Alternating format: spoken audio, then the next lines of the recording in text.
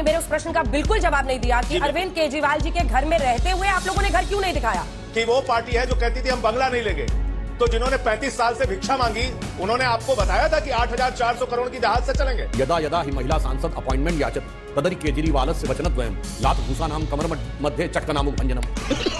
10 रुपए का रेनॉल्ट का पेन लगाते थे और ऐसी शर्ट पहनते थे लगता जैसे हड्डिया के अंदर से निकाली गई हो। आपने जनता को बताया कि हम तो ऑल्टो में चलेंगे, हमको वीआईपी बंगला, वीआईपी गाड़ी, वीआईपी ये सब ड्रामा नहीं चाहिए, हम तो आम आदमी पार्टी, आम आदमी के नेता रहेंगे। 8,400 करोड़ की गाड़ी में जहाज में चलेंगे, 12-12 करोड़ के 6 गाड़ियों का काफिला उनके साथ चलेगा। प्रधानमंत्री आवास की सिक्योरिटी कोई नॉर्मल चीज होगी? वहां पर सिर्फ इसकी नहीं होगी, वहां मिसाइल अटैक, ड्रोन अटैक, अगर सैटेलाइट अटैक हो तो उसकी भी व्यवस्था करके रखनी पड़ेगी, केमिकल अटैक, बायोलॉजिकल अटैक, और अगर न्यूक्लियर अटैक हो जाए उसकी ये मुफ्त दिया शायद भारत की गौती सरकार ने कौवे बदले कौवा भी मुफ्त दिया।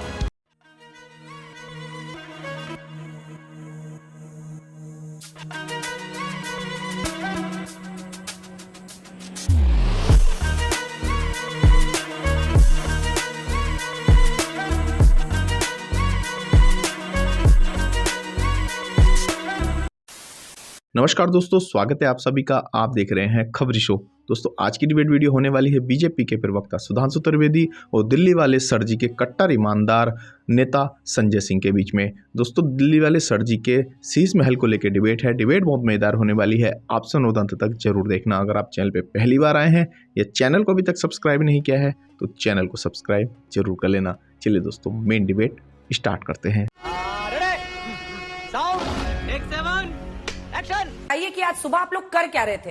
परमिशन आपको था नहीं, सिर्फ एक आपको सियासी ड्रामा चुनावों के इर्द गिर्द करना था क्या? वरना परमिशन, और जब तक सीपीडब्ल्यूडी से आप चाबी नहीं लेंगे आप वहां पहुंच के कितना भी हल्ला कर लीजिए, कैसे वहां पर ऐसे इजाजत दी जा सकती है? दूसरा, अब ये पूरा मामला कहां पर जाकर थमेगा? आप लोगों को पहले दिखाना चाहिए था ना सर। जब बंगले की पहले बार रिपोर्ट आई और खर्च का हुआ कि इतने करोड़ का पर्दा है, इतने करोड़ का ये है, तब सारी मीडिया बोलता रहा लगातार कि दिखा दीजिए घर। तब तो अरविंद केजरीवाल जी वहीं पर थे, तब क्यों नहीं दिखाया? देखिए अंजना जी, सबसे पहली बात तो ये कि हमारे देश के जो प्रधानमंत्री हैं आदरणीय नरेंद्र मोदी जी, उन्होंने खुद दावा किया था कि 35 साल तक उन्होंने भिक्षा मांग के अपना जीवन बिताया। 35 साल तक, कितने लंबे समय तक उन्होंने भिक्षा मांग के अपना जीवन बिताया। उसके बाद क्या कहा उन्होंने एक टीवी चैनल के इंटरव्यू में? बोले मैं तो अवतार हूं, इंसान हूं ही नहीं, अवतार हूं। तो अवतार कहीं भी रह सकते हैं, इतना बड़ा राजमहल बनाने की जरूरत क्या आपको? इस सज्जन को क्या तकलीफ है भाई?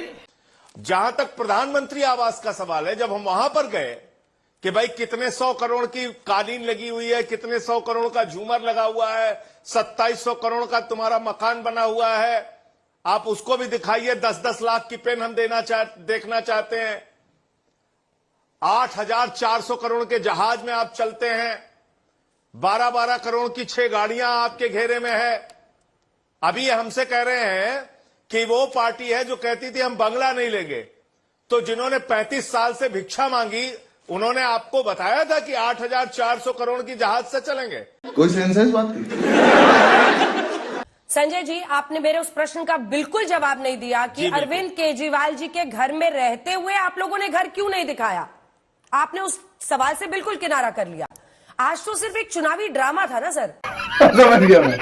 उसी घर के अंदर बहुत सारे पत्रकार गए जब वो रहते थे, दुनिया भर के, देश भर के तमाम राजनेता गए जब वही रहते थे, उसी घर में रहते थे। और अपने ही राजनीतिक पार्टी के नहीं, दूसरी राजनीतिक पार्टियों के लोग भी गए, बिहार के मुख्यमंत्री भी गए थे उस घर में। तो हमने कौन सी रोक लगा रखी थी कि भैया इस घर के अंदर आना ही मना है? ठीक है। बहुत सारे लोग जो जनता के बीच में होते थे वो भी आते थे मिलने के लिए। सारे लोग वहां घर पे जाते थे सुधांशु जी, वो कह रहे हैं सारे लोग जाते थे। आप लोग ऐसे कैसे कि आप दुष्प्रचार करेंगे वहां पे? सुधांशु जी, देखिए संजय जी ने कहा, खुला हुआ था नेता अन्य पार्टियों के, नीतीश कुमार जो अब आपके साथ हैं, उन्हीं से पूछ लीजिए। नहीं बहुत अच्छा उन्होंने याद दिलाया। अरे बाकी तो छोड़िए, आपकी पार्टी की सांसद गई थी उसी घर में और उन्होंने सिर्फ अपॉइंटमेंट मांगा था। तो आप लोगों ने उनके साथ क्या बर्ताव किया था स्वाति मालीवाल के साथ कि यदा यदा ही महिला सांसद अपॉइंटमेंट याचति तदरी केजरीवालस्य वचनद्वयम् लात भूषाणां कमर मध्ये चक्कनामु भंजनम। फिर दिल्ली पुलिस ने कहा था जरा सीसीटीवी दिखा दीजिए। बड़ा अच्छा मौका था, देखो भाई वो नेता आई मिलने, लो सीसीटीवी देख लो। कहा सीसीटीवी गायब। सीसीटीवी फुटेज ही नहीं अवेलेबल है। अरे कितना बढ़िया मौका था आपके पास लीगली दिखाने का कि लो भाई आज हम सीसीटीवी दिखाई दे रहे हैं, मगर आप उससे चूक गए। आप लोग जिस प्रकार का प्रचार दुष्प्रचार अन्य बात कहते हैं, तो प्रधानमंत्री जी का जो 10 लाख का सूट था ना, वो जानते हैं 3.5 करोड़ में नीलाम हुआ, और वो 3.5 करोड़ रुपए गरीब बच्चियों के शिक्षा के लिए दिए गए। मैं पूछना चाहता हूं, पूर्व में आपके साथ के कांग्रेस के कितने प्रधानमंत्रियों ने अपनी कितनी कितनी चीजों को वो किया गया। ये 10 रुपए का रेनॉल्ट का पेन लगाते थे और ऐसी शर्ट पहनते थे, लगता जैसे हंडिया के अंदर से निकाली गई हो। और उसके बाद आप ये तो डिनाई नहीं कर पा रहे हैं कि 45 करोड़ रुपए के बिल्स पेमेंट हुए हैं, और कितनी बेहतरीन और कितनी बुद्धि लगा के बिल पेमेंट हुए हैं कि दिल्ली का फाइनेंशियल सर्विसेज रूल 2019 ये कहता है कि 10 करोड़ रुपए से ऊपर का कोई भी बिल होगा तो वो कैबिनेट में जाएगा, यानी एलजी के संज्ञान में आ जाएगा। तो सारे बिल 9 करोड़ 22 लाख, 9 करोड़ 34 लाख, 9 करोड़ 54 लाख, और एक बिल तो ऐसा जो 9 करोड़ 99 लाख रुपए का है। तो गजब की बुद्धि लगाई है। ये कहना पड़ेगा, बहुत पढ़े लिखे मुख्यमंत्री हैं, तो उन्होंने बिल्कुल भ्रष्टाचार करने में, अपनी चीज को बचाने में कोई कोर कसर नहीं छोड़ के रखी थी। देश भर के मुख्यमंत्रियों के आवासों पे चर्चा कराइए, केंद्र सरकार के मंत्रियों के आवास पे चर्चा कराइए, प्रधानमंत्री के आवास पे चर्चा कराइए।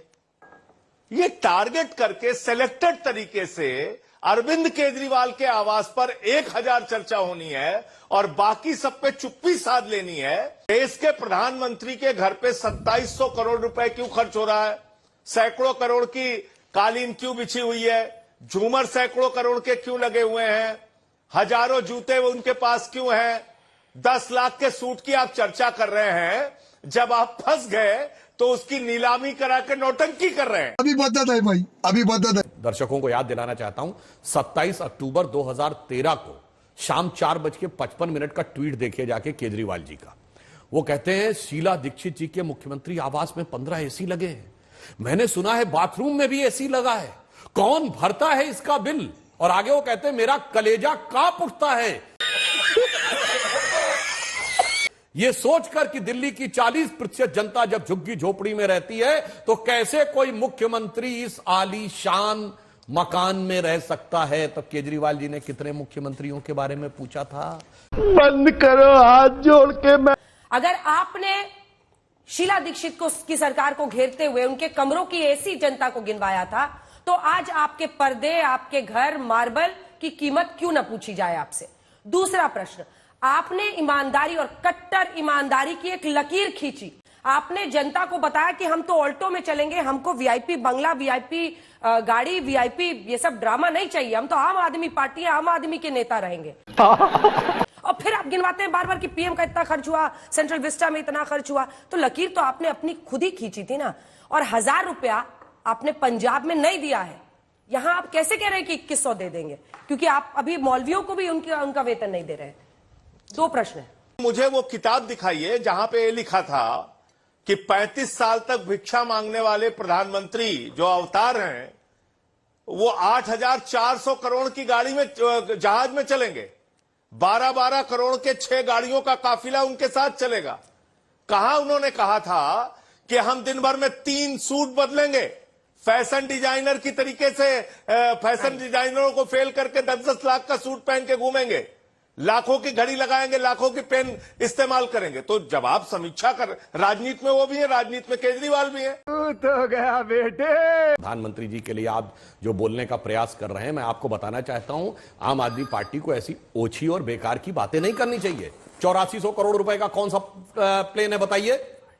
मैं बताना चाहता हूं, भारत का प्रधानमंत्री का वो आधिकारिक आवास है 7 लोक कल्याण मार्ग। वहीं मोदी जी रह रहे हैं, वहीं मनमोहन सिंह जी रहते थे, उससे पहले वहीं वाजपेयी जी रहते थे, वहीं देवगौड़ा जी, वहीं गुजराल जी, वहीं पर नरसिम्हा राव जी, और उससे पहले चंद्रशेखर जी, वीपी सिंह जी, और जहां तक हमें बचपन का जिस जमाने से याद है राजीव गांधी जी वहां रहे। और भारत का प्रधानमंत्री इस समय दुनिया के सबसे शक्तिशाली देशों में से एक है और न्यूक्लियर फ्लैश पॉइंट पे है।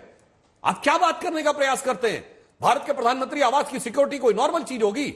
वहां पर सिर्फ इसकी नहीं होगी, वहां मिसाइल अटैक, ड्रोन अटैक, अगर सैटेलाइट से अटैक हो तो उसकी भी व्यवस्था करके रखनी पड़ेगी, केमिकल अटैक, बायोलॉजिकल अटैक, और अगर न्यूक्लियर अटैक हो जाए उसकी भी। ऐसी बचकानी छिछोरी बातें कोई बेपढ़ा लिखा नेता करे तो समझ में आता है। केजरीवाल जी जो दावा करते वो तो आईआईटी ग्रेजुएट हैं भी और आईआरएस ऑफिसर हैं। जब वो ये करे तो समझ में आता है ये बचकानी हरकत नहीं है, ये शातिरानी हरकत। ये वो पार्टी थी जिसने लिखित में सबसे शपथ पत्र लिया था कि हम बंगला नहीं लेंगे। तो ये वो कहते थे जो कहते थे ना चाहूं बंगला गाड़ी, ना चाहूं हीरा मोती, केवल जन लोकपाल केवल मुझे दे।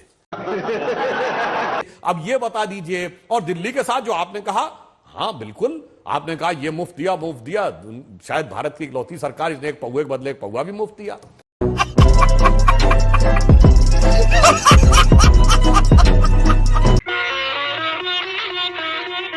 भगवान कसम क्या प्रोग्राम दिखा दिया तूने। तो दोस्तों इस वीडियो में इतना ही। अगर आपने वीडियो अंत तक देखी है तो उम्मीद करता हूँ आपको वीडियो पसंद आई होगी। वीडियो के बारे में आपकी जो भी कोई राय है कमेंट्स करके जरूर बताएं। वीडियो को अंत तक देखने के लिए आप सभी का बहुत बहुत धन्यवाद। ऐसी मजेदार वीडियो देखने के लिए चैनल को सब्सक्राइब करना बिल्कुल ना भूलें। चलिए दोस्तों मिलते हैं वो जल्द अगली वीडियो में, तब तक के लिए जय हिंद, वंदे मातरम।